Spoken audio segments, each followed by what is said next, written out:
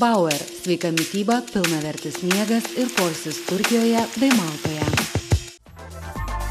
Viešbutis ir konferencijų centras Karolina.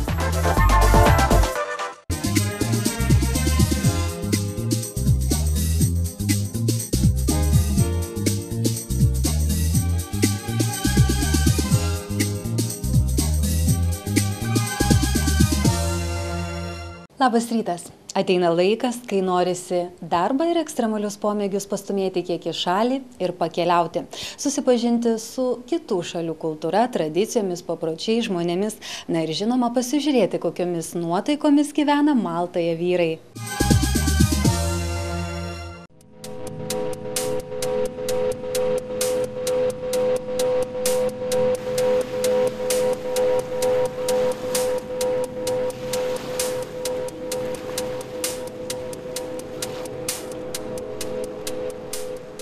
Ateina metas, kai tiesiog norisi išplaukti platesnius vandenis, rudeniškai nuotaikai suteikti spalvų ir nors trumpam pasinerti į saulėtos šalies malonumus. Paieškoti vyriškų pomėgių, pamatyti jų kasdienybę, įvertinti ir visą tai pažvelgti moterišku žvilgsniu. Tai buvo mūsų kelionės tikslas.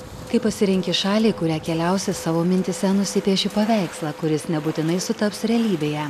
Tai, ką pamatėme atvykus, pasirodė esąs spalvingesnis žemės kūrinys, nei mes tikėjomės. Tad pasiklausykite dar karštų įspūdžių iš šio išskirtinio žemės lopinėlio. Malta – tai mažytė žemės taškelis Viduržemio jūroje tarp Sicilijos ir Tuniso. Tačiau, kaip sako vietiniai salos gyventojai, tai lobių sala, kurioje kaip danguje gausų žvaigždžių, taip čia istorinių vietų, kurios tiesiog negali nežavėti. Vos atvykusius mus pasitiko maloni šiluma, kuri išliko ir visą viešnagės saloje laiką. Pirmiausiai, kas neįprasta ir kiek nejauku buvo, tai eismas. Maltoje transporto judėjimas yra toks pat kaip Anglijoje. Vairas mašinose dešinėje pusėje. Todėl čia būna gana sudėtinga susiorientuoti tiems, kas nepratę prie tokio judėjimo. Be to Maltoje ir eismas labai intensyvus. Vietiniai patarė geriau nevargti ir visas salos įžymybės pasiekti su vietiniais autobusais, kurie galima drąsiai sakyti yra neatsiejamas salos atributas. Pakeliui iki viešbučio klausomės ir pasakojimo apie šią mažutę salą. Maltoje savo įtaką stengiasi plėsti įvairios tautos, nes kontroliuoti Maltos salyną tai prilygo valdyti visą Viduržemio jūros regioną, nes jį įsikūrusi geroje strateginėje vietoje. Manoma, kad pirmieji Maltą atrado finikiniečiai, vėliau ją užkariavo romėnai, pastaruosius įstūmė arabai, o paskui prasidėjo riterių ordino laikai, kurių ramybę sudrumstė Napoleono armija. Galiausiai Malta tapo Anglijos kolonija. Prieš 44 metus atgavo nepriklausomybę, tapo respublika. 2004 metais įstojo Europos Sąjunga. Nuo sausio 1 dienos čia įsiviešpatavo euras, kuris įstūmė Maltos lyrą. Viduržemio perlas Malta yra tik 96 km nuo Sicilijos ir 290 km nuo Afrikos žemyno. Tik keli kilometrai nuo Maltos salos yra Gozo, Kamino ir dar keletas nedidelių salų. Malta ir Gozo koralinės kilmės salos, todėl jų pakrantės saulėtos, įprastų poilsiautojams mylėtų paplūdimių tik keletas. Nors Maltos sala labai nedidelė, 27 km ilgio ir tik 14 km pločio, čia aplankėme ne vieną architektūrinį ir istorinį objektą. Ši sala plotu net 200 kartų mažesnė už mūsų šalį. Maltoje gyvena apie 380 tūkstančių gyventojų ir yra viena iš tankiausiai apgyvendintų šalių pasaulyje. Valstybinė kalba yra maltiečių, tai arabų ir italų kalbų sąmaiša. Tačiau kaip oficialios kalbos pripažįstamos abi maltiečių ir anglų. Pažintis su šia istorinė vertę turinčia šalimi mums prasidėjo kiek kitaip nei tikėjomės. Mūsų gidas Simonas mus pakvietė aplankyti Papajaus kaimelį, įsikūrusi netoli kurortinio miestelio Melieha. Čia 1980 metais režisierius Robertas Altmanas kūrė muzikinį meninį filmą, kuriame pagrindinį vaidmenį atliko Robinas Williamsas. Tai Paramount Pictures ir Walt Disney Production kūrinys, o iki šių dienų išlikę apgriuvę pastatai dabar yra turistų traukos vieta vadinama Papaya Village, Papajaus kaimu.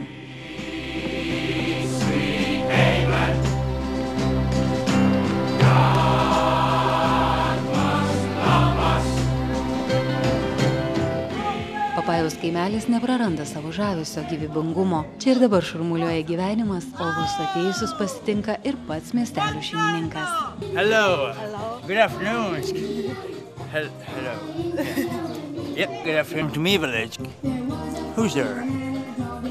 I couldn't see properly. Hello. No. There's no one in there. So, where do you come from? From Lithuania. Lithuania. That's very nice. It's in Australia, right? Yes. Yes, that's lovely. We have kangaroos and Mozart. Pakeliauti muzikinio filmo herojų takais patiks ne tik vaikams. Čia nepaliaujamai šypsosi visi ir visai nesvarbu, kokio amžiaus tu būtum. Juk sugrįžti į vaikystę yra visada smagu. Kaip pasakojo miestelio gyventojai, čia jie praleidžia daug laiko, kuris jiems neprailgsta. Sugebėjimas persikūnyti šiuos personažus jiems tikrai neleidžia pasenti. Jie, galima pasakyti, kad amžini vaikai. Beklaidžiodami jaukiomis Papajaus kaimelio gatvelėmis patekome ir į teatralizuotą vaidinimą, kuriame nelikome nepastebėti. So I like Lithuania. You like it? Just one kissy. Are you ready? Ready, Bluto? So you can pose? Yeah. Can you please come over and... Yes, she's coming here. Give her a big hug. Whoa. All right, so wait a little bit there. Now, Bluto, Yeah. can you pose? Just one tiny second, okay? Don't rush it. Don't rush it. Wait a minute. You're not quite getting married, you see. Yes, I am. No, you're not. You're just gonna pose. Okay, so can you please give me Tikėti one dar kiss? nenoriu. Pose, Bluto, pose. 1, 2, 3. Not on the nosy. Kiss him. Mwah. Not like that. Oh, poor cat.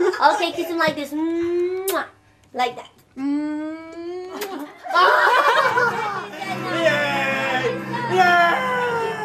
Vykdami į Maltą tikrai nesitikėjome, kad pateksime į tokią nuostabią vietą. Tačiau tokie malonūs siurprizai visada žavi.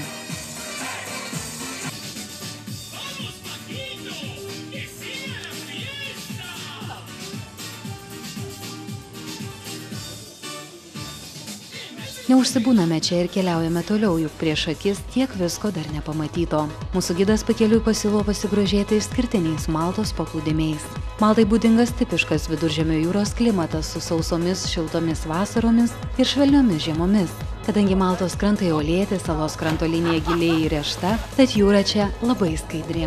Uolėtos pakrantės, ramios įlankos, smėlėti paplūdimiai, skaidri jūra traukia vandens sporto pramogų mylėtojus. Nardytojams sudarytos idealios sąlygos nerti spalvingą žuvų pasaulį tiesiai nuo kranto. Jėgos aitvarų mylėtojams palankios sąlygos gaudyti vėją ir slysti vandens paviršiumi. Mūsų gidas paklausė, gal norėtume pamatyti brangias jachtas ir žmonės, kurie mėgaujasi prabangą. Žinoma, atsakome jam. Juk to mes čia ir atvykome. Sako, džentelmenų čia yra. Įsklima, kuri yra vos už kelių kilometrų nuo Maltos sostinės Valetos. Sako, čia yra labai prabangus rajonas. Jeigu norite, čia galite pamatyti jachtas, kurios kainuoja ne 1 milijoną eurų. Na, jeigu norėtumėte įsigyti būstą, paklotumėte už jį taip pat ne mažiau kaip 1 milijoną eurų. Turtingų žmonių pasaulyje galioja savi nerašyti įstatymai. Išleisti milijonus nėra taip paprasta, kaip atrodo iš pirmo žvilgsnio. Mat tai padaryti reikia ne tik apgalvotai, bet ir stilingai. Juk tai